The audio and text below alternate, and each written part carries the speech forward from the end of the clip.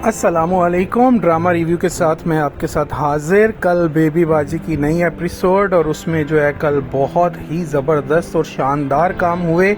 अज़रा ने तो कल सबके दिल जीत लिए हैं जी। अज़रा का किरदार जितना नेगेटिव सीज़न 1 में था, सीज़न 2 में वो उतना ही ज़बरदस्त अंदाज में हर किसी की मदद कर रही है और सबको ऐसे लग रहा है जैसे अज़रा उसी के लिए बनी है।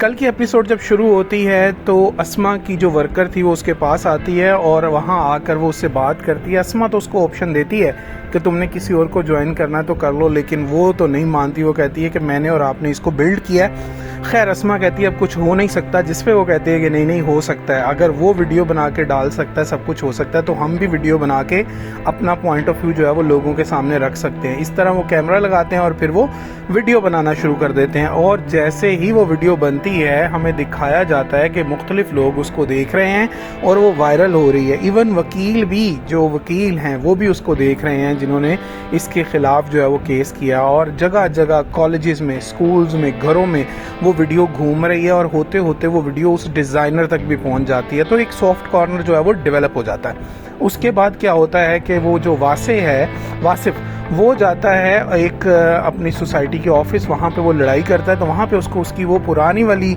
मैडम मिल जाती है, रामीन के साथ वो मिलता है और वो कहती है कि मैं तुम्हारे पैसे दिलवाने में तुम्हारी मदद कर सकती हूँ। देन आपको पता है सीन जब क्लोज होता है तो फिर आपको मिलती है अज़रा और अस्मा कह रही होती है हमने वीडियो तो बना दिया लेकिन अभी कोई रिस्पांस नहीं आया। लेकिन उसी वक्त जो है वो उसी मैडम की कॉल आ जाती है और वो फ़ोन कमरे में पड़ा होता है और वो जाके फ़ोन उठाती हैं और उस मैडम की कॉल होती है जिसको कहते हैं लारेब, जिसने ये सारा प्रॉब्लम क्रिएट किया। लारेब उसको मिलने के लिए बुलाती है और अस्मा कहती है कि मैं मिलने जाऊंगी।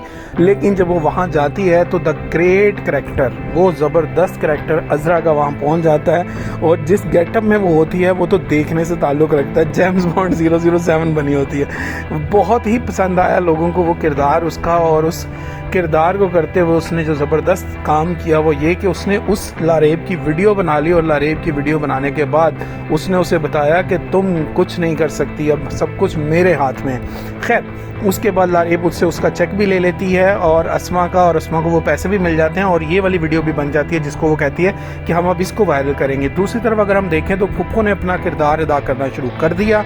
फुप्पो अपनी बेटी को, जिसका नाम सायरा है, उसको इस घर में जमाल के साथ अटैच करने के लिए तैयार हो गई हैं। लेकिन जाहिर है उन्होंने लगता है सीज़न 1 नहीं देखा, वो अज़रा को जानते नहीं हैं, इसलिए उन्होंने ऐसा कुछ सोच लिया।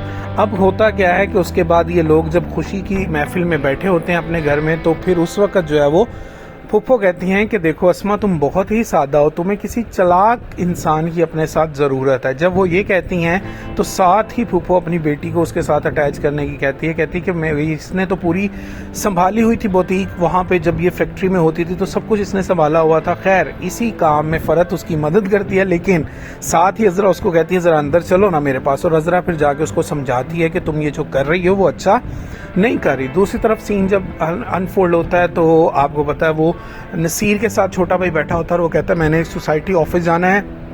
तभी वलीद खाना लेके आता है लेकिन वो खाना खाए बगैर चला जाता है। दूसरी तरफ अस्मा को लेकर अज़रा बैठ जाती है और अज़रा उसको समझाती है कि ये दोनों माँ बेटी तुम्हारे कारोबार के पीछे, इसलिए तुम्हें इस कारोबार में इनको किसी भी तरह से एडअप नहीं करना। पहले तो उसको समझ नहीं आती लेकिन फिर वो समझ आती है और वहीं से वो उठती है और फिर पता चलता है कि वो पूछती है जमाल किधर है, जमाल भाई किधर है। और वो कहती है तो कमरे में बुलाओ उनको, कहती नहीं मैं खुद जाती हूँ। और फिर वो वहाँ जाती है और जाके वो चेक जो उसको मिला होता है वो जमाल को देती है और कहती है कि प्लीज़ आप अपनी गाड़ी वापस ले आएँ, क्योंकि जब ये पैसा हम घर वालों पे लगाएंगे। वो कहता है कि नहीं ये पैसे तो तुम्हारे हैं। कहती जब आप पैसे हम सब पे लगाते हैं तो क्या आप सोचते हैं कि वो पैसे आपके हैं। सो ओवरऑल बहुत ही अच्छा बॉन्ड दिखाया गया, बहुत अच्छा रिलेशनशिप दिखाया गया।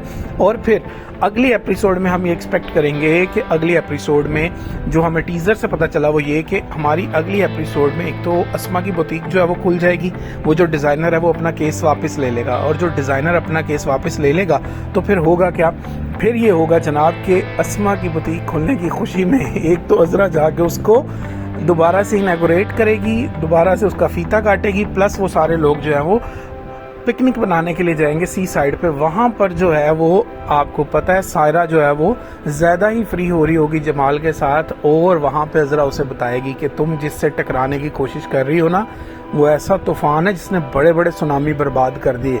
लेकिन मेरा ख्याल है कि सायरा ने जो है वो सीज़न 1 नहीं देखा, वो अज़रा को नहीं जानती। अज़रा से जो टकराएगा वो पाश पाश हो जाएगा। वो तो नेगेटिव करैक्टर में किसी को नहीं छोड़ती थी, इस वक्त वो पॉजिटिव हुई है। खैर देखते हैं आज क्या बनता है। अपना ख्याल रखिएगा। अल्लाह हाफ़िज़।